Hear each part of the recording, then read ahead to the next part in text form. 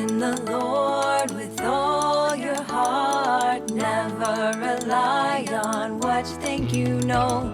Remember the Lord in all that you do, and He will show you the right way. Sa bawat kwento ng buhay, may mga taong nagiging ilaw at inspirasyon. Isang kwento ng pananampalataya, pagmamahal, at tapat na paglilingkod. Ito, ang kwento ng isang lalaking pinili ng Diyos para maging pastol ng kanyang kawan. Ipinanganak noong October 6, 1965. Si Pastor June ay isang simpleng tao na may malaking pananampalataya. Tulad ng marami, dumaan siya sa mga hamon ng buhay. Mula sa pagtatrabaho sa isang pabrika ng plastik, hanggang sa pagtatayo ng sarili niyang negosyo.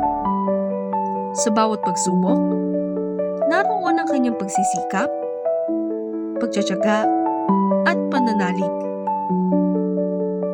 Pero ang tunay na nagbago sa kanyang buhay ay noong early 1990s nang makilala niya ng personal ang Panginoong Hesukristo. Mula sa pagiging tapat na miyembro ng Blessed Hope Baptist Church, naglingkod siya ng buong puso. Hindi naglaon, naging isa siya sa mga deacons, isang leader na may puso ng lingkod. At sa kalooban ng Diyos, dumating ang isang mahalagang sandali. Nung tawagin ng Panginoon si Bishop Freddy De Vega sa ibang lugar, may isang tanong na sumagi sa lahat. Sino ang magpapatuloy? At sinagot ito ng Panginoon.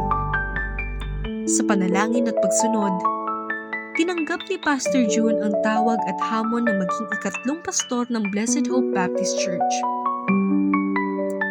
Sa loob ng 25 taon, pinagpala ang iglesia sa pamamagitan ng pagmamahal at sakripisyo ni Pastor June.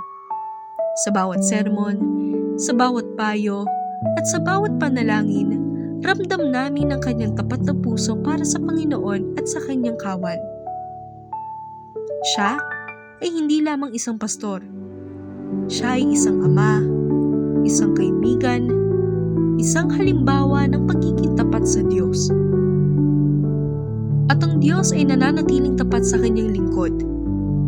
Pinagpala siya sa pamilya, sa negosyo, at higit sa lahat, sa ministeryo. Sa kabila ng lahat ng pagpapala, nananatili siyang tapat at mapagkumbaba. Ito ay patotoo ng isang buhay na buong pusong inialay sa Panginoon. Ngayong ika-60 taon ng inyong kaarawan, Pastor June, nagpapasalamat kami sa Diyos na nagbigay sa amin ng isang pastor na ayon sa kanyang puso. Salamat sa inyong pagmamahal, sa iyong sakripisyo, at sa iyong tapat na paglilingkod. Maligayang kaarawan, Pastor June Rosare. Naway patuloy ka pang pagpalain at gamitin ng Panginoon. Salamat sa Diyos para sa iyo. I have been blessed, God so good to me. Precious are His thoughts of you and me. No way I could count them. There's not enough time, so I'll just thank Him for being so kind. God has been good, so good. I have been blessed. God has been good, so good. I have been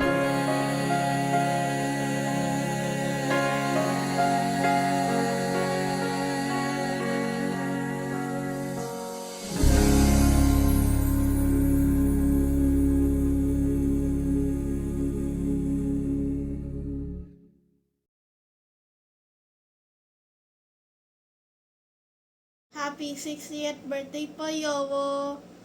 We love you very much po. Ingat po kayo din po dyan. Happy birthday, Yowo! Ano po, thank you po yung sa mga tinapay po, yung binibili niyo po sa amin, at yung mga laruan dati po, at yung thank you po yung sa pag-inalaga niyo po kami nung dati bata po kami. At happy birthday po. God bless you. We love you. Bye. Happy birthday, Yowo. I love you po. God bless you. Bye-bye. Lang. Ready, go. Happy birthday, Yowo. I love you po. Ready, go. Happy birthday, Yowo. I love you po. Bless God below. Ready, go. Go! Happy birthday, Yowo. I love you po. God bless you! Wala pa. Go. Happy birthday, Yowo. Thank you po nalabili tayo ng laruan.